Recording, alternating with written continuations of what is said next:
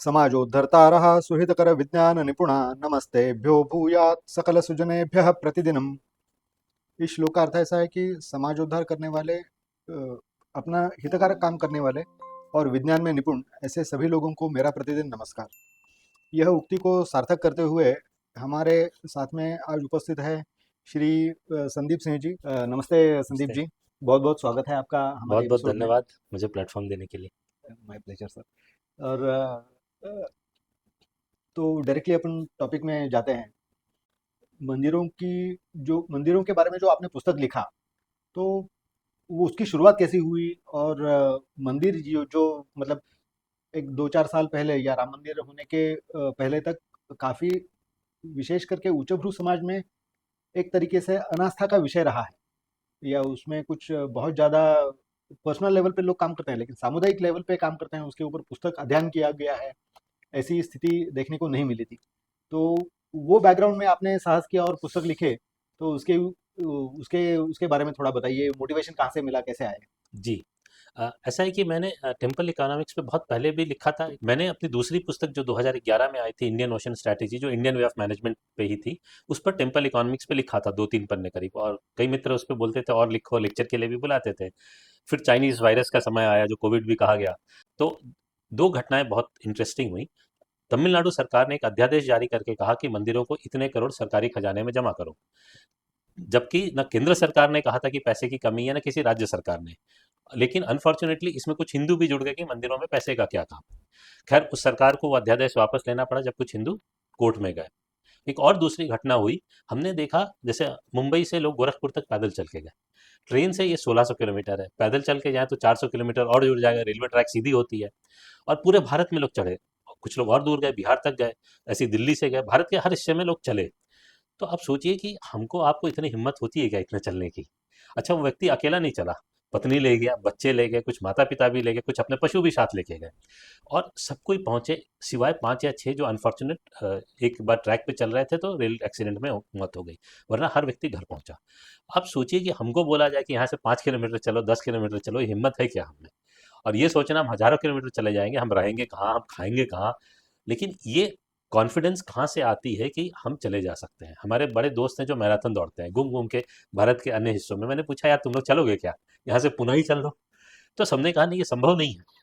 तो वो, आप सोचिए, और वो पहुंचा, मतलब उसको ठहरने की जगह मिली, उसको भोजन भी मिला, छोटी मोटी बीमारियां भी हुई होंगी उसको भी उसने निपटाया, और हर व्यक्ति पहुंचा वहां पे। क्योंकि हमारे यहाँ प्रथा है चलने की।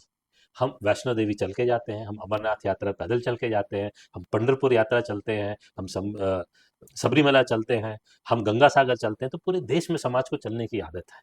तो इस बात से समझ में आता है कि जिसको हम कहते हैं कि अगर बेकार की चीज़ है, कावड़ में सामान लेके आप चलते हैं पैदल, तो कहीं ना कहीं समाज के लिए, बड़े पिक्चर के लिए बनाया जाता है कि किसी दिन आपको समस्या होगी तो यही सिस्टम काम आएगा। और जो लोग चल के गए उनको हजारों मंदिरों में रास्ते भर ठहरने को भी दिया और भोजन भी दिया। हमारे मंदिर ढिंढोरा नहीं पीटते हैं कि हमने इतने लोगों को खाना खिलाया, वो अलग बात है। तो ये दो कारण थे जो मैंने निश्चय किया कि पुस्तक लिखनी बहुत जरूरी है, लोगों को बताना कि मंदिर क्या है। तो मंदिरों का जो विनियोग है पारंपरिक दृष्टि से, या उसकी उपयोग धार्मिक कारणों के कारण के लिए, या धार्मिक शिक्षा के लिए, उसके बारे में भी उसका उपयोग हुआ करता था। तो उसके बारे में कुछ बोल सकते हैं क्या, ऐतिहासिक परिप्रेक्ष्य में मंदिरों की उपयोगिता या उसके बारे में? देखिए, हमारा भारत जो है, मंदिर आधारित अर्थव्यवस्था पे जीता है। तो मंदिर आधारित अर्थव्यवस्था का पहले मैं आपको उदाहरण देता हूँ एक केस स्टडी से, छोटा सा। डिट्रॉयट जो अमेरिका का शहर है, उसको बोला जाता है मॉडर्न इकोनॉमी का पहला शहर है, क्योंकि वहाँ सबसे पहले कार मैन्युफैक्चरिंग शुरू हुई, बड़ी इंडस्ट्री लगी। और जो आज हम एमबीए या मैनेजमेंट पढ़ते हैं वो भी वहीं से आया, जब असेंबली लाइन को स्टडी की गई कार मैन्युफैक्चरिंग की। तो डिट्रॉयट सबसे पहला इंडस्ट्रियल टाउन था। तो आज तो उसको दुनिया के सबसे बड़े शहरों में होना चाहिए था, या जितना बड़ा था उतना ही रहता। आपको शायद आश्चर्य हो कि डिट्रॉयट एक मरा हुआ शहर है। उसकी आबादी जो 1920-25 की थी, उसकी आज एक चौथाई रह गई है। और उसके आसपास के शहर भी मर रहे हैं। तो अगर आप इंटरनेट पे सर्च करेंगे, रस्ट बेल्ट ऑफ यूएसए, जंग लगा हुआ बेल्ट, तो डेट्रॉयट और उसके आसपास के जगह का नाम आता है। कारण क्या था कि डेट्रॉयट में जो कारें बनती थी, बाद में जापान में सस्ती बनने लगी, फिलीपाइंस में बनी, कोरिया में बनी, भारत में बनी। डेट्रॉयट खत्म हो गया। और ये अगर आप देखेंगे, जो भी इंडस्ट्रियल प्रोडक्ट होता है उनका एक कहीं सब्स्टिट्यूट आ जाता है या कोई सस्ता और अच्छा बनाने लगता है। तो अगर आप चीन, यूरोप, अमेरिका, रूस, इन सब में सर्च करेंगे घोस्ट टाउन्स, तो आपको ऐसे बहुत सारे शहरों के नाम मिलेंगे जो कभी बहुत बड़ी आबादी थी, अब वो इंडस्ट्री खत्म हो गई, शहर मर गया। अब आप दूसरी चीज़ देखिए, जो शहर दुनिया के सबसे पुराने शहर में अगर आप सर्च करेंगे तो उसमें नाम आएगा पुष्कर जी, उज्जैन जी, काशी जी, रामेश्वरम जी, अयोध्या जी। अब यहाँ कोई इंडस्ट्री तो है नहीं, तो ये शहर पुराने हैं कैसे और कैसे बसे हैं? तो इनका अर्थ तो चाहिए ही चाहिए। तो हमारे यहाँ मंदिर आधारित अर्थव्यवस्था थी। अब मैं आपको एक उदाहरण देता हूँ कि क्या कोई प्रोडक्ट था, कोई सामान था जिससे अर्थ निकलता था। तो हम अपने देश की साड़ियों के नाम सोचें, बनारसी, कांजीवरम, संबलपुरी, ढाकेश्वरी। साड़ी वहीं से आती है जहाँ देवी का मंदिर होता है। यस। और सिर्फ इतना ही नहीं, जो बनारसी साड़ी में जो फूल पत्ते कढ़ाई बनते हैं वो वही फूल पत्ते होंगे जो माँ पार्वती को चढ़ाए जाते हैं, और कांजीवरम में होगा जो वहाँ पे देवी को चढ़ाए जाते हैं, और संबलपुरी साड़ी में जो माँ संबलेश्वरी को चढ़ाए जाते हैं। अब साड़ियों का जो बॉर्डर होता है अगर आप देखेंगे तो उसमें मंदिरों के शिखर होते हैं। जो जो तमिलनाडु के मंदिरों का गोपुरम या शिखर अलग होता है तो वहाँ की साड़ियों में वो दिखेगा। बंगाल के मंदिरों का शिखर अलग होता है तो बंगाल की साड़ियों में उनका शिखर आपको अलग दिखेगा, और महाराष्ट्र के अलग दिखेगा। तो जो साड़ी है पूरा पूरा एक मंदिर पे हमारा, साड़ी सिर्फ एक वस्तु नहीं है, मतलब उसपे एक पूरा अलग 90 मिनट का लेक्चर होता है, बट यहाँ जो रिलेवेंट है कि एक आध्यात्मिक वस्तु भी है। और इसको समझा था पोर्तुगीज ने। जब गोवा में पोर्तुगीज 200 साल शासन किए तो उनका कन्वर्जन पे बहुत जोर था, और बहुत अत्याचार किए लोगों को कन्वर्ट करने के लिए क्रिश्चियनिटी में। तो उन्होंने वहाँ साड़ी पहनने पे और बुनने पे पाबंदी लगाई थी। ओह। क्यों? क्योंकि उन्होंने लिखा है कि जो साड़ी पहनता है वो कन्वर्ट नहीं होता है, ओह। वो भगवान से जुड़ा रहता है। और आपको आश्चर्य होगा कि गोवा में हिंदू बचे रहे, साड़ी भी बची रही, तो वो हमारे पूर्वजों का बलिदान है। वहाँ जो सब साड़ी बुनते थे उन्होंने जमीन के नीचे गड्ढा करके, जिसको आज हम बेसमेंट कहते हैं, वहाँ साड़ी बुनते थे रात में, और महिलाएं रात में ही साड़ी पहनती थी। और 10 से 15 पीढ़ी या 20 पीढ़ी तक ये बलिदान रहा, लेकिन उन्होंने साड़ी जीवित रखा। तो ये छोटी छोटी चीजें जो हम रोज की गहमागहमी में भूल जाते हैं कि उनका महत्व कितना बड़ा है। तो ये छोटा सा एक उदाहरण है कि मंदिर आधारित अर्थव्यवस्था कैसी है, कितनी पुरानी है। और एक चीज बताऊं, हम एक जीवन सभ्यता है और मंदिरों के कारण है। उसका मतलब क्या होता है कि इजिप्ट में भी आज लोग रहते हैं, और पहले कहते थे कि इजिप्शियन सिविलाइजेशन थी, बट जो आज वहाँ रहते हैं वो पिरामिड क्यों बना, कैसे बना, और आज पिरामिड बना नहीं सकते हैं। जबकि हमारे पास पिरामिड से ज़्यादा पुराने मंदिर हैं, जैसे बृहदेश्वर मंदिर जो कि पिरामिड से बड़ा है, और हम आज भी वैसा ही उसी टेक्नोलॉजी से मंदिर बना सकते हैं। हमने अभी एक अयोध्या में बनाया, बिना सीमेंट और छड़ के। तो क्योंकि ये ज्ञान पीढ़ी दर पीढ़ी दर पीढ़ी हजारों साल से हमारे पूर्वजों को मिलता गया, और वो ज्ञान आज भी हमारे पास है। तो ये बताता है कि हम एक जीवन सभ्यता है, और बाकी जगह नहीं, हम एकमात्र जीवन सभ्यता है, और मंदिर इसका जीता जागता उदाहरण है। जैसे कि आयुर्वेद हो गया, या उसके बारे में कुछ, या बहुत सारे विधि हो गए, जैसे कि मेरी मुंज जो है वो मतलब यज्ञोपवीत पहनने का विधि, वो मेरे मंदिर में हुआ था। तो आज के तारीख में भी ये सब विधि चलते हैं। और जैसे कि ज्ञान परंपरा है, जैसे कि आयुर्वेद हो गया या वैदिक मैथमेटिक्स हो गया, वो भी अभी मतलब बहुत सारे मंदिरों से कनेक्टेड जो पाठशाला है, जैसे कि आळंदी की पाठशालाएं हैं, वैदिक पाठशाला, उसमें भी सिखाए जाते हैं। तो उसके ऊपर कुछ बता सकते हैं? देखिए, इसमें कई बड़ी बड़ी चीजें हैं जो आपके एक प्रश्न में समाहित हैं। मैं एक एक करके कवर करता हूँ।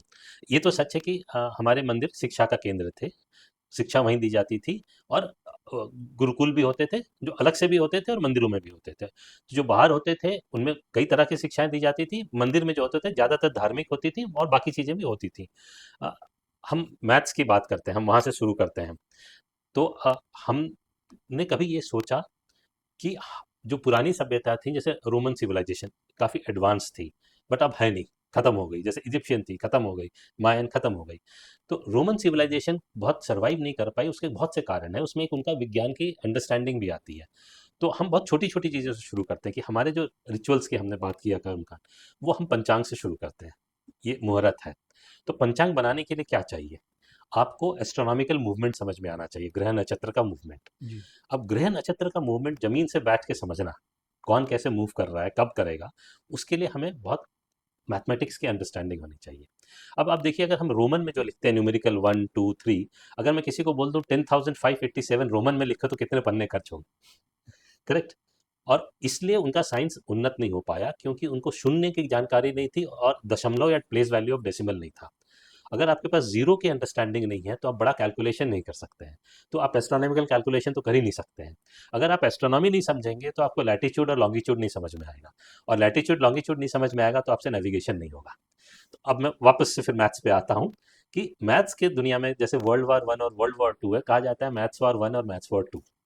तो जो यूरोप में था, चर्च साइंस कंट्रोल करता था, सबको पता है कि जब जिसने पहले कहा कि पृथ्वी घूमती है सूर्य के इर्द गिर्द, तो जहर दे के मार दिया गया उस वैज्ञानिक, तो या उस फिलोसोफर को। और उनको ये, हम शून्य को बड़ा हल्के में ले लेते हैं, बट फिलोसॉफिकल डिबेट बहुत बड़ा है कि शून्य खाली है कि उसमें एक से नौ समाहित है। और ये चीज चर्च को समझने में 500 साल लगे। उसको मैथ्स फॉर वन डॉक्यूमेंट करते हैं मैथमेटिशियन। और एक था, उसके बाद आया केरला स्कूल ऑफ मैथमेटिक्स, हम जो कहते हैं इंटीग्रल कैलकुलस। वो आता है जीरो टू इन्फिनिटी। अब जिसको शून्य नहीं समझ में आता उसको इन्फिनिटी कहाँ आएगी, उनको और 300-400 साल लग गए जो मैथ्स फॉर टू।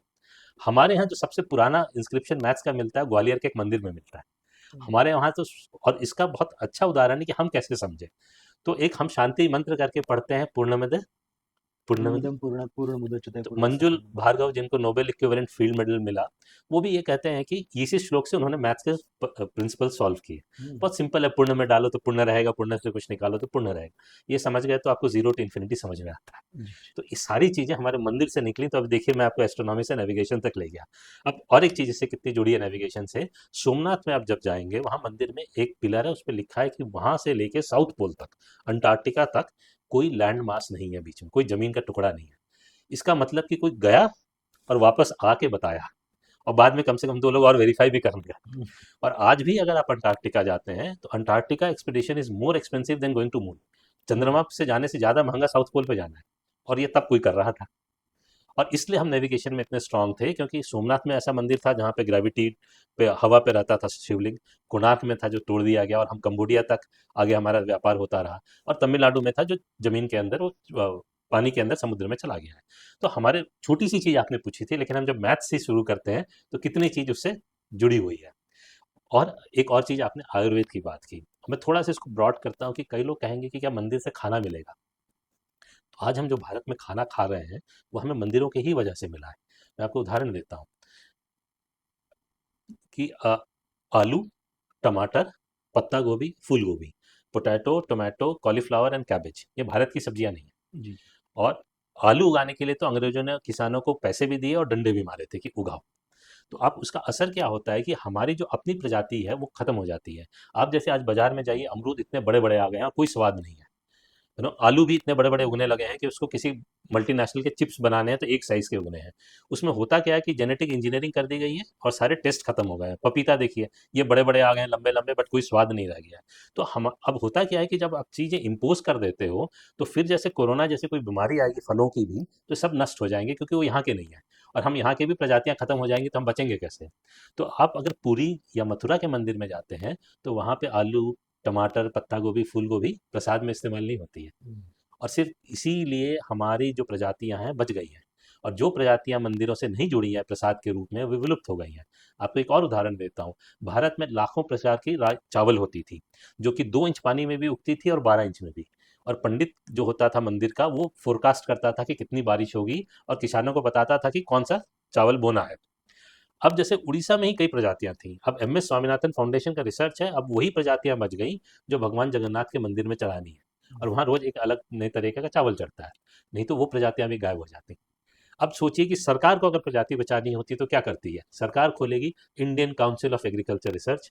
अब वो जाएंगे बेचारे लेह में, ठंडी जगह में जमीन के अंदर और गड्ढा खोदेंगे 100 मीटर, फ्रीजर बनाया जाएगा, और वहां पे सारे बीज का संरक्षण होगा। और पूरे दुनिया का, स्वीडन में भी होता है, ऐसी जमीन के नीचे -60 या ऐसे कुछ टेम्परेचर पर रखा जाता है कि कभी प्रलय आ गया तो ये प्रजातियां फिर से रहेंगी, फिर समाज जिएगा। हमारे यहाँ बहुत सिंपल था, जो मंदिरों का गोपुरम होता है, ऊपर वाला हिस्सा बड़ा डोम होता है, हमें खाली दिखता है, पर पहले वहां पे बीज प्रिजर्व किए जाते थे। ओह, और उतनी ऊंचाई में, क्योंकि प्रलय आएगा कि क्या मतलब है, पानी आएगी, सब चीज डूब जाएगी, तो इतने ऊपर रहेंगे वो बीज कि जो लोग बच जाएंगे वो फिर से खेती शुरू कर शुरू कर पाएंगे। सकते हैं। तो थॉट देखिए कितना डीप था हमारे मंदिरों के हर चीज का। अब एक और चीज बताता हूँ, हमने सुना होगा चिकपी, काउपी, हमारे चना दाल, ये सब कुछ। जब अंग्रेज आए तो उनको चावल और गेहूं समझ में आया, बाकी ज्वार भाट बाजरा उनको समझ में नहीं आया, उसको कह दिया गया कोर्स मील या मोटा खाना, तो हम लोगों ने भी खाना छोड़ दिया। अब सरकार प्रमोट कर रही है कि हमारे लिए, सेहत के लिए अच्छा है। ऐसे ही उन्हें दाल नहीं समझ में आया, तो उन्होंने काउपी, चिकपी, हॉर्सपी, घोड़े का खाना, चिड़िया का खाना, ऐसे उसके सब नाम रख दिए। लेकिन वो बच्चे इसलिए रह गए क्योंकि अब चिकपी बोलते हैं चना दाल। अब चना दाल से बेसन का हलवा और लड्डू चढ़ते हैं भगवान को प्रसाद में, तो वो बच गए। नहीं तो वो भी गायब हो गए होते। और फिर सरकार प्रमोट कर रही होती कि दाल खाओ। अच्छा, दूसरा क्या होता है, अगर हम दाल खाना बंद कर देते तो हमारा कार्बोहाइड्रेट और प्रोटीन इंटेक खत्म हो जाएगा। फिर क्या कहेंगे कि तुम वेजिटेरियन हो इसलिए हो रहा है, अब तुम नॉन वेज खाओ। मुझे नॉन वेज से आपत्ति नहीं है, बट ये फोर्स्ड हो जाता, हमारी संस्कृति बदलने लगते हैं हम। मंदिरों से ही हमारी सारी चीजें बची हुई है भोजन की। अब आते हैं आयुर्वेद वाला एस्पेक्ट जो है, तो आप मंदिरों का प्रसाद अगर पढ़ें, जैसे कि हम तिल गुड़ कब खाते हैं, हम्म, ठंड के समय में, संक्रांति। उससे शरीर में गर्मी आती है। तो आप हर मंदिर का प्रसाद देखेंगे, वो वहाँ के लोकल इकोसिस्टम में आसपास जो चीजें उगती हैं, जो वहाँ रहने वालों के लिए स्वास्थ्यदायक हैं, वही प्रसाद होते हैं। हम्म, और इसलिए हर मंदिर का प्रसाद अलग होता है। उसमें और वेरिएशन होता है कि जहाँ भगवान का आप बाल स्वरूप देखेंगे, वहाँ बच्चों को जो चीजें अच्छी लगती हैं वो प्रसाद में चढ़ती हैं। तो वो बहुत लोकल प्रोडक्टिविटी से लिंक्ड है कि वहाँ क्या उगेगा। तो हमारा पूरा भोजन और आयुर्वेद एकदम मंदिर से डायरेक्टली जुड़ा हुआ है।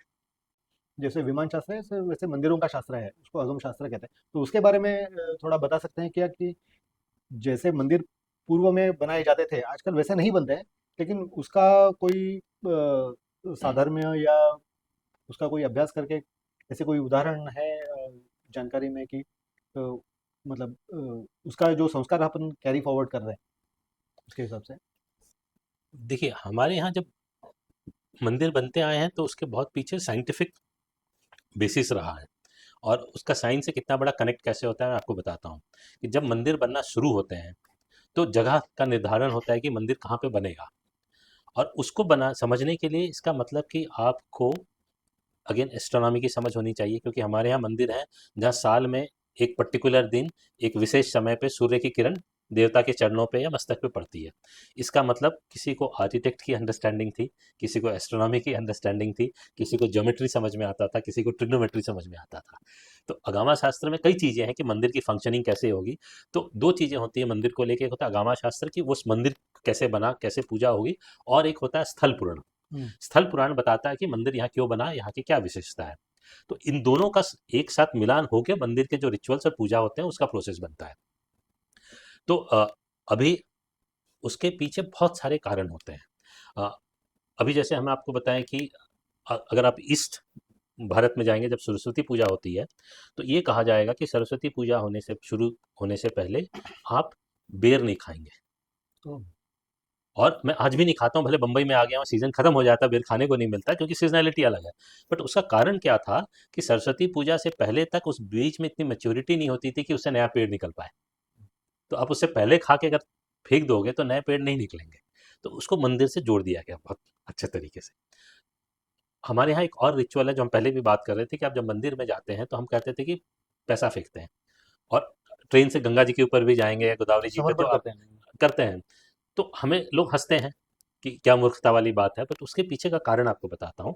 ये था कि हम मंदिर में आए हैं और यहाँ जो जल है, हो सकता है कि हमारे आने से खराब हुआ, पोल्यूशन हुआ हो।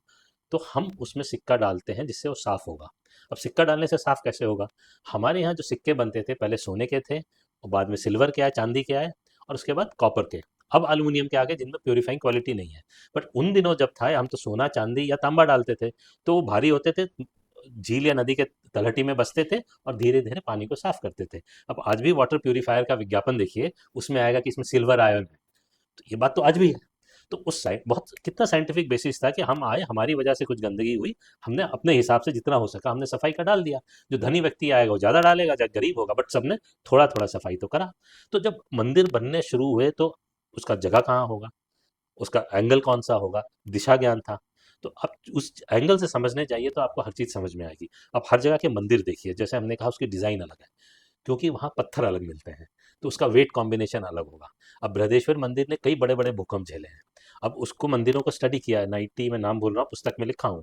और उसको आज कहा जाता है सैंड बॉक्स टेक्नोलॉजी। तो हम्म। नीचे इतनी एक लिमिट, मतलब उसका कैलकुलेशन था कि उतनी बालू भरी जाती थी कि भूकंप का झटका एब्जॉर्ब कर लेते थे और मंदिर खड़ी रहती थी। तो अगर हम मंदिर पढ़ें तो हमको सिविल कंस्ट्रक्शन की कितनी अंडरस्टैंडिंग आज भी मिलेगी। तो आप जो भी चीज़ ढूंढना चाहें मंदिर से, वो आपको वहाँ मिल जाएगा। मैंने आपको साइंस की बात कर दी, फिजिक्स तो था ही था, अगर इन सब चीज़ों में देखें तो सब चीज़ें उससे जुड़ी रही।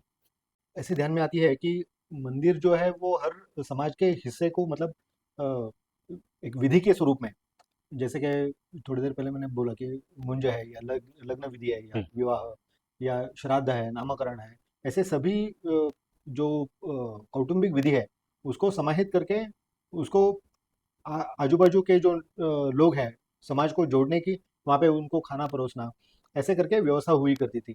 तो आजकल के सिनेरियो में अभी हम लोग पूर्व स्थिति से आज के स्थिति को कंपेयर कर रहे हैं थोड़ा बहुत, कि आजकल हर चीज़ के लिए कुछ हॉल लेके हम समारंभ करते हैं, जोड़ते हैं समाज को, लेकिन उसका जो रिचुअलिस्टिक नेचर है, वो शायद थोड़ा कम होके हम लोग एक रिसेप्शन की तरफ जा रहे हैं। तो वो थोड़ा अटपटा लग रहा है, उसके बारे में कुछ बताएंगे? हाँ, देखिए मंदिर समाज का केंद्र थे और हमारे यहाँ ऐसा है, अब भी शायद होता होगा कहीं न कहीं, कि शाम को पुजारी पूछता था कि सबने खाना खा लिया? घंटी बजती थी और मंदिर की घंटी बजने के बाद ही आसपास के लोग खाना खा के जाते थे, कि कोई भूखा नहीं रहे। अगर मंदिर है, मंदिर के आसपास आप कभी भी हैं, मंदिर में जाएंगे तो भोजन मिलेगा। तो मंदिर वो केंद्र थे। मंदिर में ही न्याय होता था, क्योंकि मंदिर में कोई झूठ नहीं बोलेगा। आज भी आंध्रा में एक मंदिर है गणेश जी का, बड़े से बड़ा झगड़ा चल रहा है लोगों का, सालों से जो लिटिगेशन चल रहे हैं, दोनों वादी प्रतिवादी जाते हैं वहाँ, स्नान करके आते हैं, भगवान के सामने सुलह कर लेते हैं और वो कभी ब्रेक नहीं किया होता है, आज भी हो रहा है। हम्म। तो समाज अपनी समस्याओं को जब भी मंदिर के पास लेके गया है, उसका निराकरण मंदिर में होता आया है।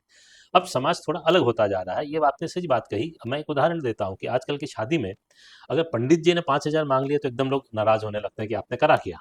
बट शादी का सबसे इंपॉर्टेंट चीज ही यज्ञ है, जिसको आप 7 फेरे ले रहे हैं और पंडित जी करा रहे हैं। और वो फोटोग्राफर इंपॉर्टेंट हो गया, वो डिसाइड करता है कि कितने बजे करेंगे, क्योंकि सनसेट हो जाएगा तो लाइट नहीं आएगी, इस एंगल से करेंगे और ऐसे होगा। तो इसलिए मैं कहता हूँ कि आजकल की शादियां भी उतने ही दिन चलती हैं जितने दिन फोटो चलते हैं। क्योंकि जब आपने जिस चीज का सम्मान किया है, आपको वैसे ही मिलेगा ना। कि आप जब यज्ञ करते हैं, 7 फेरे, और पंडित जी पे ध्यान देते हैं कि क्या बोल रहे हैं और पति पत्नी क्या वचन ले रहे हैं और दे रहे हैं, तो जब आप भी जब भी झगड़ा करेंगे तो आपको ये तो याद आएगा कि भाई हमने वचन दिया है, हम यज्ञ अग्नि देवता के सामने दिया है और मंदिर में दिया है। तो वो चीज़ों का जो हम फैशन में चले गए और टूटती जा रही है। लेकिन एक अच्छी बात भी है, आज मैं देख रहा हूँ कि कई लोग वापस भी जा रहे हैं। और आज की यंग पीढ़ी से मैं बात करता हूँ, अगर आप उनको समझा पाए कि ये क्यों है और उसका महत्व, तो उस बात को समझते हैं और फॉलो भी करते हैं।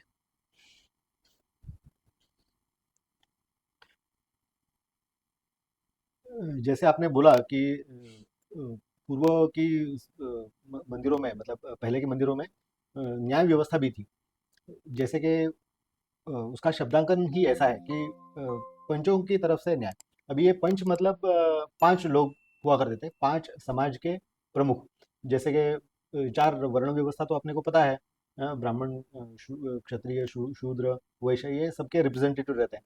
उनके अलावा जो लोग रहते हैं, जैसे कि वन में घूमने वाले वनज हैं, या शायद उसको आज की तारीख में बंजारा समाज कहते हैं, वन में जाने वाले, या वंजारी समाज कहते हैं महाराष्ट्र में। तो उनके तरफ से भी रिप्रेजेंटेशन हुआ करता था, जो ये 4 वर्ण में बैठते नहीं है, किसी कारण से ये 4 वर्णों के बाहर हैं। तो ऐसे 5 समाजों का एक प्रेसिडेंस लेके, या उनके प्रमुख लोगों को एक एकत्रित लाके उनके द्वारा न्याय करने की व्यवस्था थी। और ये बात मुझे बहुत विशेष लगी कि ये जो व्यवस्था है, कि तभी की जो क्या बोलते हैं, पंचों के द्वारा न्याय देने की व्यवस्था, तो उसका जो संज्ञा है, वो आज के उपयोग में है, लेकिन उसको टू बेंच जस्टिस या थ्री हम्म। बेंच जस्टिस ऐसा करके हम लोग थोड़ा मॉडर्नाइज किया है वो। तो पता नहीं अभी ये ठीक है नहीं है, क्योंकि एक मंदिर से मंदिर रिलेटेड से ही कुछ नहीं है तो रिलेटेड नहीं हो गया, ये मैं, आउट ऑफ टॉपिक हो गया हाँ, शायद। हाँ। तो ये एक बात थोड़ी खटकती है मन में। और दूसरी बात, ओके, तो इसके ऊपर ज़्यादा जाएंगे नहीं अपन, आउट ऑफ मतलब टॉपिक मेरा हो जाए स्टडी नहीं शायद। है, मंदिर से रिलेटेड नहीं है, न्याय व्यवस्था पे हम कभी पूरा कर सकते हैं मतलब। Okay, okay. तो अ, अभी मंदिरों का जो मतलब मॉडर्नाइजेशन हो गया है, हाँ। कि अ, एक तो अगम शास्त्र के हिसाब से मंदिर नहीं होता है, तो उसका वैलिडेशन कितना सही मानना चाहिए वगैरह, उसके ऊपर कुछ भाषा कर सकते हैं? नहीं, देखिए, कई सारी चीज़ें हैं कि आज हमें ये समझना होगा कि दक्षिण भारत को छोड़ दीजिए, हम्म। वहाँ भी आक्रमण हुए थे आक्रांताओं के, बट जितना भारत के अन्य हिस्सों में हो उतना नहीं हुआ। तो आपको पूरे, जो हम पश्चिम, पूर्व, उत्तर भारत का है, सेंट्रल भारत का है, वहाँ मंदिर दिखते ही नहीं है। हम बड़े मंदिर हैं कहाँ? जी, जी। जैसे हम दक्षिण भारत में दिखेंगे बड़े मंदिर। तो आपको शायद ये जान के आश्चर्य हो कि करीब 450 साल तक तो दिल्ली में कोई मंदिर नहीं बना था, जब तक लक्ष्मी मंदिर, जिसको बिरला मंदिर बोला जाता है। हम्म। क्योंकि लोगों में दिमाग में वो दहशत थी कि हम मंदिर बनाएंगे तो मार दिए जाएंगे या हमारा पैसा लूट लिया जाएगा। तो अब समाज जब उस परिस्थिति से बाहर आया है और आज मंदिर बना रहा है, तो वही बहुत बड़ी बात है। जी, जी। तो हमको ये समझना होगा कि हमारे यहाँ पे कई बार जो ब्राह्मण समाज जो उसको समझता था, उसका कंप्लीट विनाश कर दिया गया। कश्मीर में पूरा ही मारा गया। औरंगजेब ने बनारस में सारे ब्राह्मणों को मार दिया था। अलाउद्दीन खिलजी ने नालंदा में सारे ब्राह्मणों को मार दिया था, वहाँ संस्कृत पढ़ने वाला ही कोई नहीं बचा था। तो उसके बाद समाज में जितने लोग बच गए, उन्होंने अपने अपने तरीके से मंदिरों को बचाने की कोशिश की। तो हमें उस हिसाब से इस चीज़ को समझना पड़ेगा कि हम ये कहें कि पहले जैसा होता था आज 100% नहीं हो रहा है, बट समाज ने बहुत झेला भी है बीच में, और उसके बाद भी हम अड़े रहे।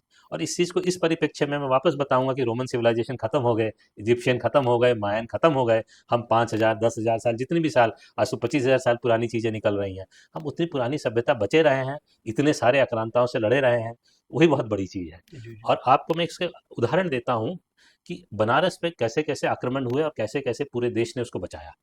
ये बहुत जरूरी चीज़ है कि जब औरंगजेब ने वहाँ मंदिर तोड़ने चालू किए, तो आप देखेंगे तमिलनाडु में बहुत सी जगह है जिनका नाम काशी है, तिन्न काशी, शिव काशी। क्यों है? तो वहाँ के राजाओं ने बोला कि वो काशी खत्म कर देगा, हम इतने काशी यहाँ बना देंगे कि बचे रहेगा काशी। इसलिए उन्होंने वो नाम से वो सब शहर बसाए। दूसरा, वहाँ के ब्राह्मण खत्म हो गए थे, तो बाद में आंध्रा और महाराष्ट्र से ब्राह्मण जाके वहाँ बसे, क्योंकि एकदम ही सबको मार दिया था। और फिर ये हुआ कि जो हिंदू बच गए थे उनको बोला कि तुम कन्वर्ट हो जाओ या जजिया पे करो। तो चांसेस था कि वो सारे भाग जाते वहां से, जजिया पे करने की स्थिति में नहीं थे और धर्म परिवर्तन नहीं करते। तो कर्नाटक के एक राजा ने वहां के हिंदुओं के लिए जजिया दिया औरंगजेब को। और आप काशी विश्वनाथ मंदिर देखिए, महाराजा रंजीत सिंह ने उसको बनवाया, देवी अहिल्याबाई ने बनवाया, पेशवा ने पैसे दिए, नेपाल के राजा ने दिए, बंगाल के राजा ने दिए। तो पूरा हिंदू समाज खड़ा होकर लड़ रहा था। हमें कहा जाता है कि क्यों नहीं हम इकट्ठा थे। हम ये समझ नहीं पाते कि आक्रांता कितने थे, लगातार आते गए, लगातार आते गए, और पूरा समाज हमेशा खड़ा होकर मंदिरों को बचाता रहा। ये मतलब आपने जो बोला अभी, विश्वनाथ का, काशी विश्वनाथ का मंदिर बनाने के लिए इतने जगह से, इतने अलग अलग प्रांतों से लोगों ने पैसा दिया, राजाओं ने पैसा दिया। ये तो राष्ट्रीय एकता का अद्भुत उदाहरण है। लेकिन ये दुर्दैव से सिखाया नहीं जाता किधर भी। हाँ, आप ऐसे भी देखिए ना कि आदि शंकराचार्य जिस जिस हिस्से में नहीं गए वो भारत में नहीं है। हम्म। वो जहाँ जहाँ गए वो भारत में है। मतलब वो द्वारका होके केदारनाथ चले गए, शायद काबुल होके गए होते वहां भी। अब हम उनको ब्लेम नहीं कर रहे हैं, उन्होंने 32 साल की उम्र में भारत का उन दिनों में 2 बार भ्रमण किया और बनाया, उनको जो सही लगा उन्होंने किया। क्योंकि हम जब तीर्थ यात्रा भी करते हैं तो हम देश से जुड़ते हैं। तो हम जहाँ जाते हैं वहाँ हमको समझ में आता है कि वो भी हिंदू है, उसका तरीका जीने का अलग है, क्योंकि वहाँ की प्रकृति अलग है। वहाँ ठंड ज़्यादा पड़ रहा है, वहाँ गर्मी ज़्यादा है, वहाँ बारिश ज़्यादा है, वहाँ राजस्थान रेगिस्तान है। तो हम जब जाते हैं तीर्थ में तो ये चीज़ें समझते हैं।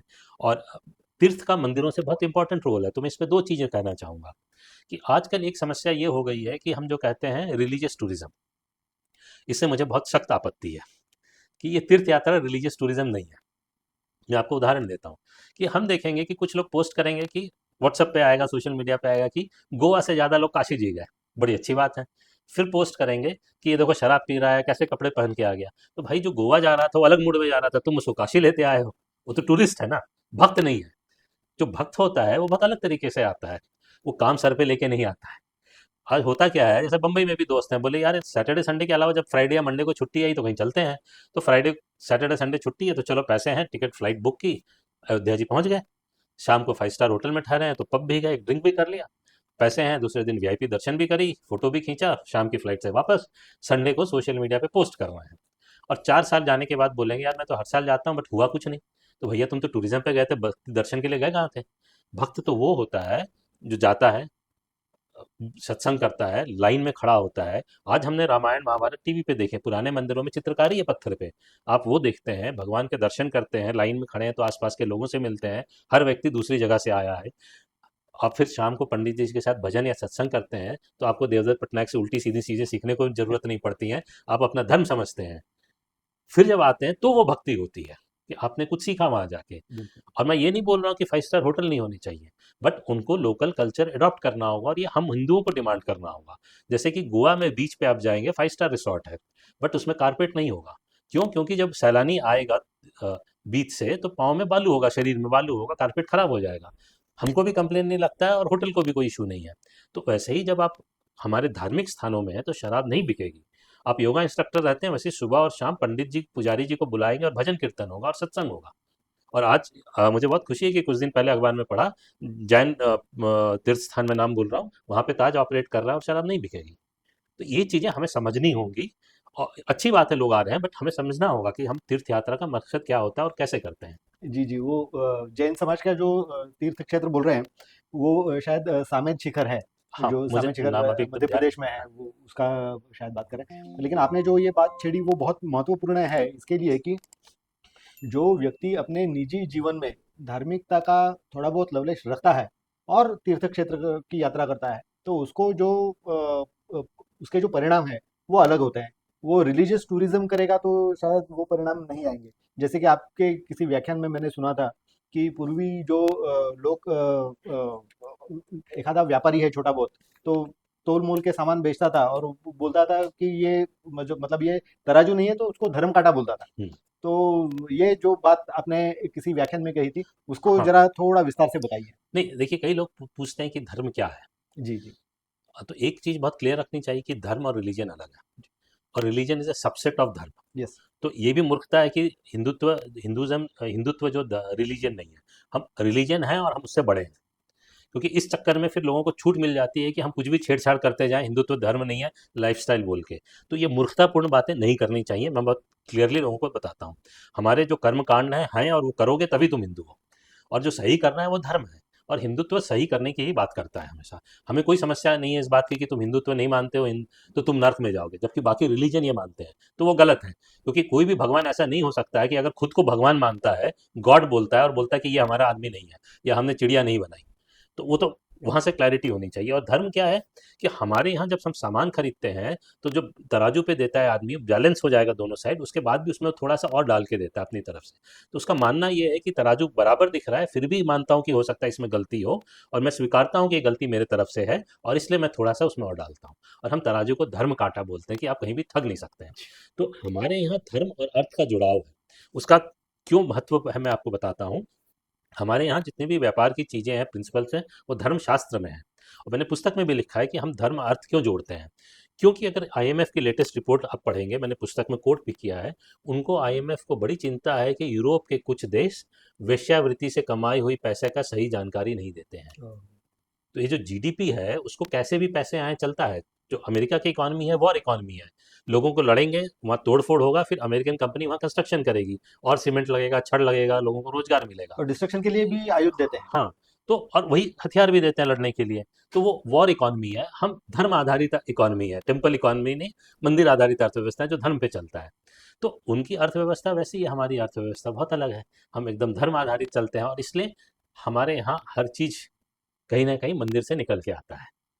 मेरे ख्याल से आज के मंदिरों को जो मंदिरों की तरफ देखने की जो लोगों की अपेक्षा है, तो ये अपेक्षा से या ये दृष्टिकोण से देखेंगे तो शायद उनको मंदिरों में जाने का समाधान भी प्राप्त होगा और मंदिरों का भी संरक्षण बराबर प्राप्त होता रहेगा। मूर्ति पूजा या मंदिरों में जाना, इसका समर्थन बहुत लोग करते नहीं हैं, तो उसके ऊपर कुछ प्रकाश डाल सकते हैं?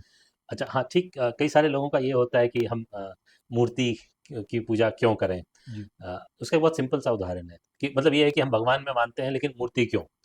तो साकार और निराकार रूप लोगों का अपना अपना है। देखिए ऐसा है कि जब हम पढ़ना शुरू करते हैं, और आजकल खास करके पढ़ाया जाता है ए फॉर एप्पल। इसका ये मतलब तो नहीं कि एप्पल ए से निकला, लेकिन आप ए फॉर एप्पल नहीं पढ़ेंगे तो आप नहीं समझेंगे कि एप्पल किस वातावरण में उगेगा, या जम्मू कश्मीर में होगा या हिमाचल प्रदेश में होगा। समझने के लिए है।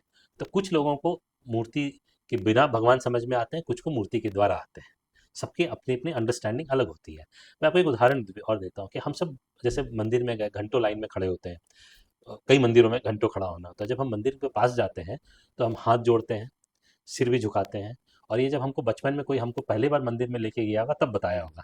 हम अब बच्चों को बताते हैं कि भगवान है, हाथ जोड़ो, तो बच्चा तुरंत हाथ जोड़ता है। उसको बोलो जय जय करो तो जय जय भी करता है, नमस्ते बोलो तो नमस्ते करता है, सर झुकाओ बोलो सर झुकाता है। हम एक और भी चीज़ करते हैं जो हम बताते हैं किसी को ना, हमको कोई बोलता है, वो है हम आंख बंद करते हैं। जी, जी, बिल्कुल। आपको भी जब कोई लेके गया होगा ये नहीं बोला गया कि आंख हाँ, बंद करो, बराबर, बराबर। और ना आप बोलते होंगे अपने बच्चों को आंख बंद करो, भगवान है। हम घंटों लाइन में खड़े हुए हैं, मेहनत करके भगवान के सामने गए हैं, ये बोल के कि दर्शन करने आए हैं, और वहां जाके आंख बंद कर लेते हैं। तो ये हम सबको पता है भगवान अंदर है।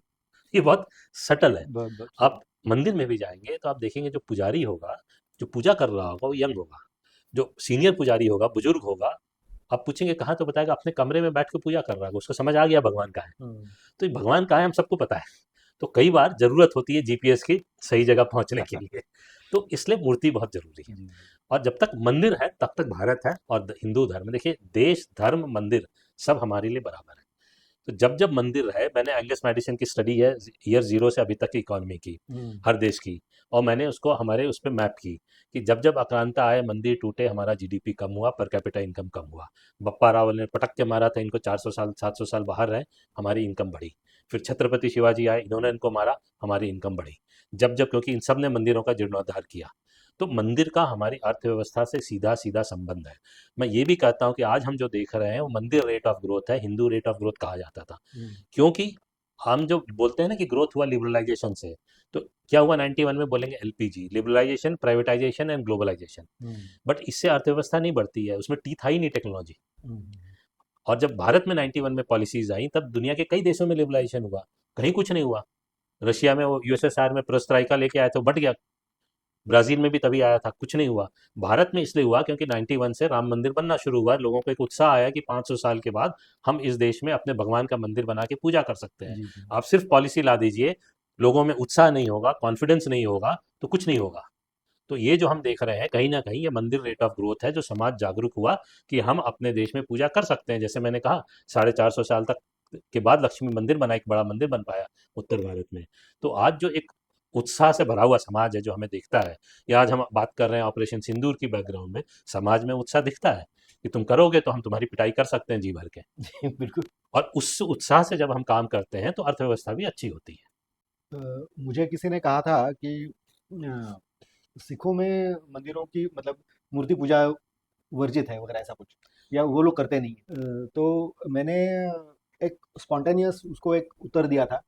ये मतलब नेचुरल कम्युनिकेशन था। आप उसके ऊपर हम्म। कुछ प्रकाश डाल सकते हैं तो अच्छा होगा। कि मैंने उसको आंसर ऐसा दिया था कि ऐसा नहीं है कि वो मूर्ति पूजा वर्जित मानते हैं। वहाँ पे मतलब क्या बोल गुरु ग्रंथ साहब की जो पुस्तक है, तो उन्होंने अनेक गुरुओं ने उसमें शंकर जी की स्तुति की हुई है, राम जी की स्तुति की हुई है, लक्ष्मी जी की स्तुति की हुई है। तो मूर्ति पूजा या साकार दर्शन जो भगवान के हम लोग मानते हैं, तो उसको रिकॉग्नाइज किया है गुरु ग्रंथ साहब जी में। तो उसका पार्श्वभूमि ऐसा होगा शायद कि गुरु नानक जी ने ओंकार का प्रवचन प्रवचन या प्रमोशन किया था। तो उसका कारण शायद ऐसा हो कि जैसे कि मुस्लिम आक्रांताओं आक्रांताओं ने मंदिरों का डिस्ट्रक्शन बहुत बड़े पैमाने पे किया था, और मंदिरों से कनेक्टेड समाज होने के कारण एक उनके आराध्य के ऊपर ही ग्लानि मतलब उनका मंदिरों का जब भी खलन हो गया, तो समाज में ग्लानि आना स्वाभाविक था। और वो ग्लानि न होए, ग्लानि में समाज न जाए, उसके लिए शायद गुरु नानक जी ने ओंकार का प्रमोशन किया, और यही मूल है ऐसा करके शायद उन्होंने प्रमोट प्रमोट किया रहेगा, ऐसा मैंने उसको सुना है। इसके ऊपर कुछ प्रकाश डाल सकते हैं तो अच्छा है। नहीं नहीं, देखिए मैं आपको सिर्फ एक व्यक्ति का उदाहरण देता हूँ, हम्म, महाराजा रंजीत सिंह। जी जी। उनकी पताका में देवी दुर्गा होती थी।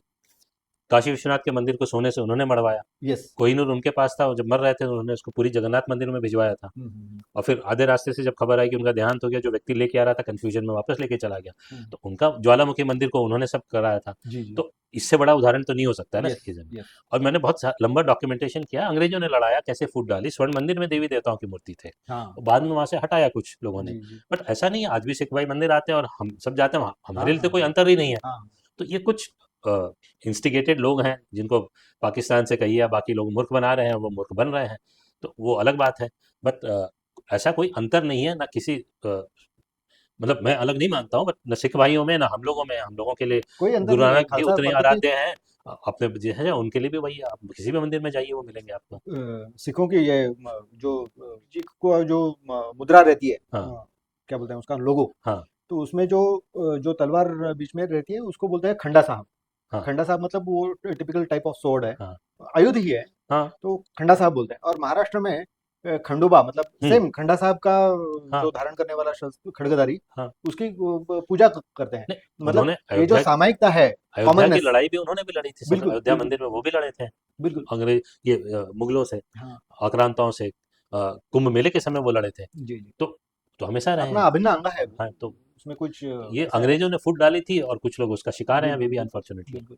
और विशेष करके ओमकार की जो बात होती है, तभी ओमकार सिखों में तो है, अन्य पंथियों में जो है शाक्त वैष्णव, उनमें भी ओमकार की मान्यता है। जैन समाज में भी ओमकार के ओम नमो अरिहंताणम करके उनका स्लोगन भी है, बुद्धों में भी है, तो ये पूर्व मैं मतलब तो सबको एक ही मानता हूँ, तो अलग अलग ये अलग एक ही है। अलग हम देखे हाँ क्यों? हाँ हाँ हम हाँ चर्चा ही क्यों करें? सब हाँ एक है, सब मानते हैं। हाँ, 100% ट्रू। तो करेक्ट। चर्चा करने से ये हमें लगता है कि हम ये बोल रहे हैं कि वो अलग है, इसलिए हम चर्चा कर रहे हैं नहीं अलग अलग। ऐसा करना है, ऐसा नहीं हमारे लिए तो सब है, तो हमारे लिए हमारी पुस्तक में भी सभी के मंदिर हैं, सभी कवर्ड है एक साथ, क्योंकि हमारे लिए वो अलग है ही नहीं। है। Correct correct. ये जानबूझ के फॉल्ट लाइन क्रिएट किया जाता है कि आप इस पे अलग अलग चर्चा करें, जितनी चर्चा करेंगे तो उतना फिर डिफरेंशिएशन भी निकालने में आसानी होगी। ओके, तो वो बराबर। डिवाइड एंड रूल का बेसिक प्रिंसिपल है, फॉल्ट लाइन क्रिएट करना। जी जी। मंदिरों में हमारे यहाँ विविधता बहुत है, तो उसको एक एकीकरण करने के लिए या एक सरकारी आधिपत्य से मंदिरों को मुक्त करने के लिए बहुत लोग कोई कोई अन्य अन्य मूवमेंट चला रहे हैं, मंदिरों को आपस में समन्वय हो ऐसे भी लोग कर रहे हैं। और हाल ही में चेन्नई में एक बड़ा इवेंट भी हुआ था उसके परिप्रेक्ष्य में, तो उसके बारे में कुछ प्रकाश डाल सकते हैं कि। हाँ, देखिए मंदिरों के लिए और मंदिरों को लेके बहुत सारे लोग काम कर रहे हैं।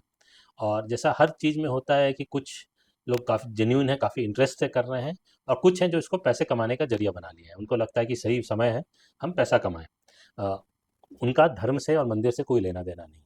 मैं कुछ उदाहरण देता हूँ। जैसे कि एक ग्रुप है, वो हमारे यहाँ से पुराने पुराने मंदिरों के टुकड़े या मूर्तियाँ विदेश में जाके बेच दी जा रही हैं करोड़ों रुपए में। तो कुछ लोग हैं जो इस पे काम कर रहे हैं। मंदिर कहीं भी ऑक्शन हो रहा होता है, कोई मूर्ति या किसी म्यूजियम में है, दुनिया के किसी भी म्यूजियम में, तो उसकी जर्नी पूरी ट्रेस करते हैं कि वहाँ किस मंदिर से चोरी हुई या कब गायब हुई, कब खंडित हुई, कैसे लेके गया। ऑब्जेक्शन करते हैं, केसेस फाइल करते हैं कि इस मंदिर से चोरी करके लाई हुई मूर्ति है, इसका आप ऑक्शन नहीं कर सकते हैं। और आप देखे होंगे जब हमारे माननीय प्रधानमंत्री कई देशों में जाते हैं तो वो मूर्तियाँ उनको वापस दी जा रही हैं। तो एक बहुत अच्छा काम है जिसको जुड़ना चाहिए। आप जहाँ भी रह रहे हो दर्शक, आपके यहाँ जो भी भगवान की मूर्ति है, पुरानी मंदिरें हैं, उसका फोटो खींच के जरूर कहीं ना कहीं सेव कीजिए, अपलोड कीजिए, या इंडिया प्राइड है उनको शेयर कीजिए। तो एक कहीं भी मूर्ति फिर कभी चोरी होगी तो हमारे पास रिकॉर्ड में रहेगा कि यही इस दिन को यहाँ खींची गई थी। और कम से कम आज से तो हम चोरी रोक पाए, जिस दिन से शुरू कर पाए। एक ग्रुप है जो काफ़ी सारे कोर्ट केसेस लड़ रहा है मंदिरों के लिए। टी आर रमेश हैं या विष्णु जैन है जिन्होंने काशी विश्वनाथ का काम किया। तो ऐसे लोगों को सपोर्ट देना चाहिए। मतलब ये लोग कई बार कहते हैं कि हम अकेले हो जाते हैं, कोर्ट में कोई आता नहीं है। तो हिंदुओं को कॉन्शियसली सोचना होगा कि व्हाट्सएप फॉरवर्ड करने से नहीं चलेगा काम।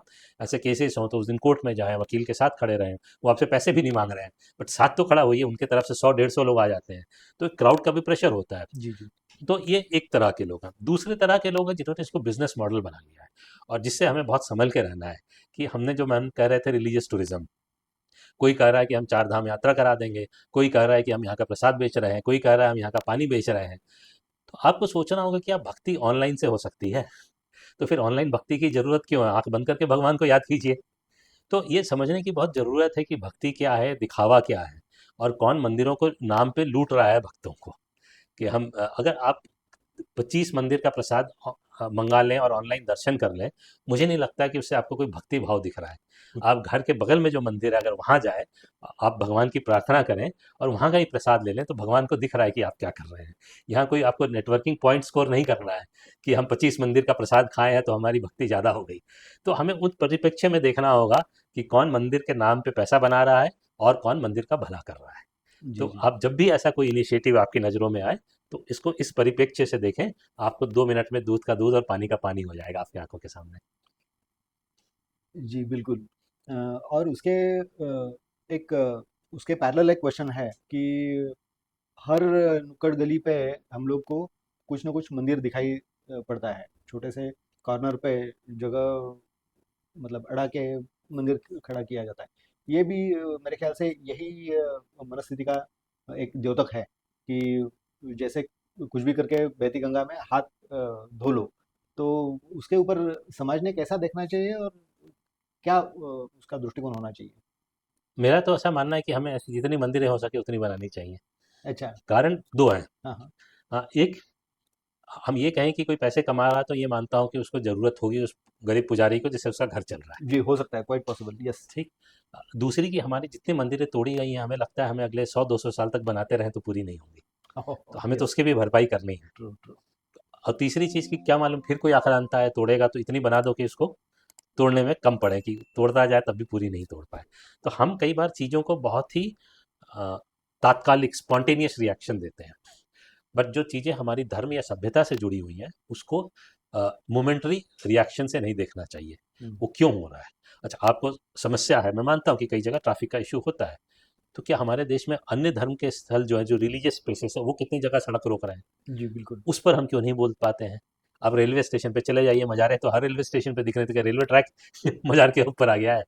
तो कहीं हम देखें कि फ्लाईओवर पे आ गया, हमने सोशल मीडिया पे देखा। तो सवाल ये है कि कुछ चीज़ें जो ज़मीन की लड़ाई होती हैं, उसके लड़ने का तरीका अलग होता है। वो कार और स्कूटर पे जाने वाले शायद न समझ पाते हों, क्योंकि वहाँ पे एग्जिस्टेशनल थ्रेट है, इसलिए वो मार्किंग हो रही है कि ये हिंदू का इलाका है। वहाँ जहाँ दूसरे रंग का झंडा लग जाता है, तो वो उनका इलाका हो जाता है, और इसलिए वहाँ भगवा झंडा लगाना होता है और छोटी सी मंदिर बनानी होती है कि ये हमारा इलाका है। तो जो ज़मीनी लड़ाई चल रही है, उसको बिल्डिंग में रहने वाला निकल के नहीं देख रहा है कि जो स्लम्स हैं या झोपड़पट्टी है, वहाँ कौन सी लड़ाई देख रही है। मंदिर उसको प्रोटेक्ट कर रहा है। जैसे आदि शंकराचार्य ने 4 कोने पे मठ बनाए, तो भारत की बाउंड्री सुरक्षित रही। इस तरह उस गाँव का या उस झोपड़पट्टी के एरिया का वो मंदिर बाउंड्री है जो उसको रक्षा दे रहा है। जी, जी, बिल्कुल। तो हमें उस कॉन्टेक्स्ट में उसको समझना पड़ेगा। ये बहुत ही अच्छा आपने दृष्टिकोण दिया और मेरे ख्याल से जो अभी व्यूअर्स देखेंगे तो उनको शायद दृष्टिकोण में थोड़ा अंतर हो जाएगा। तो ये हम लोग जो हर जगह पे टेम्पल्स बना रहे हैं, ये उसको प्रमोट करना चाहिए, ये ठीक है। लेकिन ये मतलब जो कल्चरल शिफ्ट नहीं हो रहा है कि हाँ, एक चीज़ों पे मैं बहुत सबको बोलता हूँ कि हम टेम्पल बोलना छोड़ दें। हाँ। अगर आप टेम्पल का डिक्शनरी मीनिंग देखेंगे, तो उसका 2 मतलब आपको मिलेगा। एक होगा कि it's a place of worship of pagans और पगान्स, मतलब जो सभ्यता खत्म हो गई। हुँ, ग्रीक, रोमन, इजिप्शियन, मायन जो हमने कहा, हम तो जीवित सभ्यता है, हम उसमें क्यों पड़े? और अब देखिए बहुत क्लियर है कि क्रिश्चियन चर्च जाएगा, मुस्लिम मॉस्क जाएगा, 2% जूस सिनगॉज जाएगा। हम आधी आबादी होते हुए भी हम टेम्पल बोले। अच्छा, टेम्पल का दूसरा डेफिनेशन क्या है कि वे लोग इकट्ठा होते हैं पूजा करने के लिए। हम मंदिर में इकट्ठा नहीं होते सिर्फ पूजा करने के लिए। हम वहाँ मूर्ति स्थापित करते हैं, तो भगवान का आह्वान करते हैं कि आप आइए और रहिए, प्राण प्रतिष्ठा होती है। जी, जी। तो वो भगवान का घर है। हम मूर्ति सिर्फ पूजक नहीं है, वो उसको जीवित एंटिटी मानते हैं। हाँ, वो भगवान है, हमने प्राण प्रतिष्ठा की है, तो हम भगवान के दर्शन के लिए जाते हैं। तो वो एकदम अलग कंसेप्ट ही है।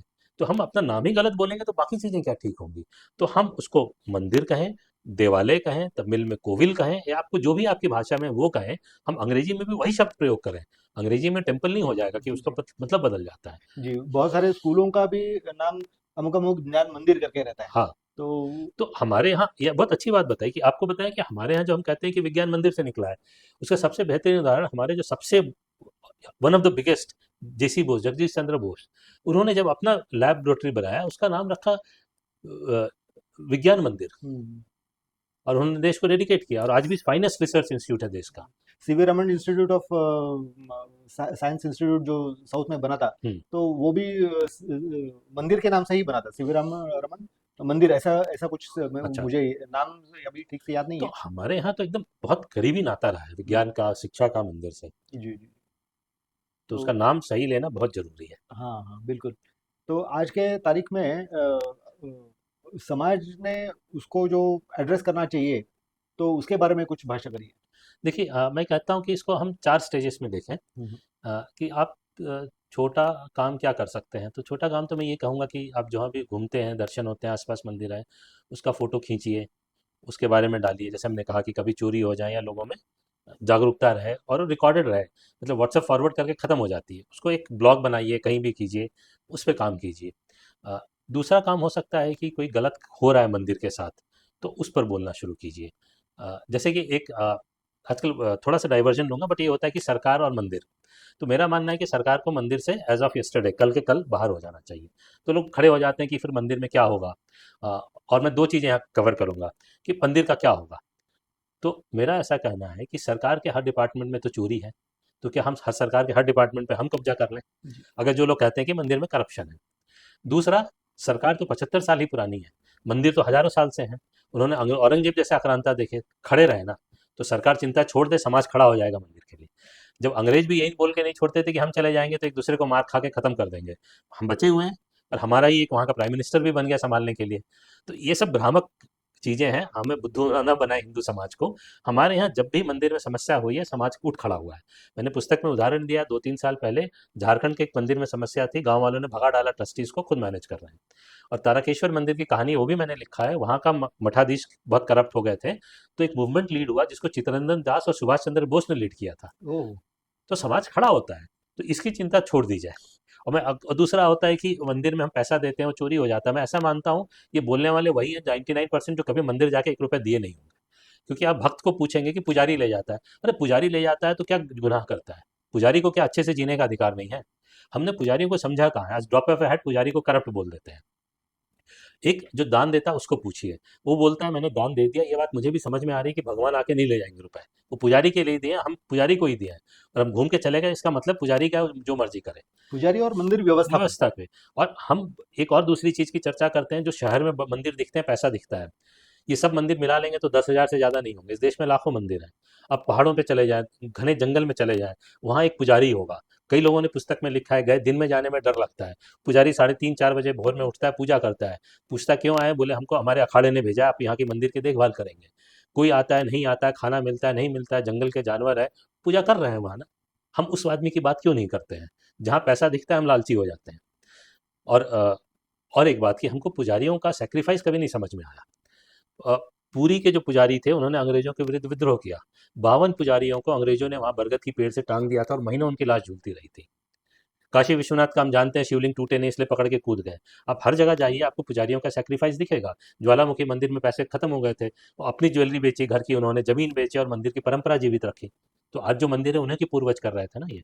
अ, तिरुपति मंदिर में पहले 4 परिवारों में बटा था, बारी-बारी से पूजा की बारी आती थी। तो जो पहनने से जो सोना घिस जाता है, वो वज़न होता था जब हैंडओवर होता था। तो जो घिसने से कमी होती थी, वो उसका भी भरपाई पुजारी अपनी जेब से करता था। ओह! और सरकार लेने के बाद तो वहाँ ज्वेलरी चोरी हो जाती है, कोई इन्वेस्टिगेशन ही नहीं होता कहाँ गया।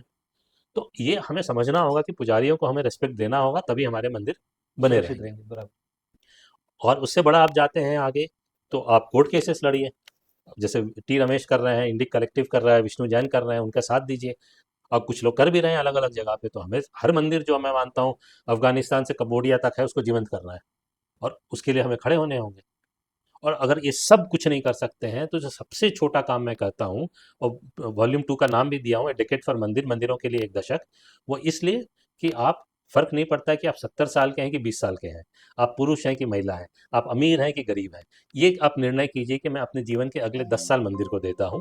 और उस 10 साल में अब मैं आपसे अनुरोध करता हूँ कि सबसे छोटा काम ये कीजिए कि आप रोज दिन में एक बार मंदिर जाइए। हुँ। अगर ये 60-70-80 करोड़ हिंदू रोज एक बार मंदिर भी जाने लगे ना, हमारी बहुत सारी समस्याओं का समाधान हो जाएगा। जी, जी। बहुत कुछ बड़ा करने की ज़रूरत नहीं है। बिल्कुल, बहुत साधारण नियम बताया है आपने। जी, और मेरे ख़्याल से आप ज़रा आपकी पुस्तक बताएँगे तो अच्छा रहेगा।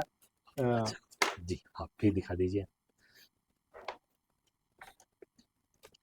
अर्थव्यवस्था ऑफ मंदिर, ये एक पुस्तक है। और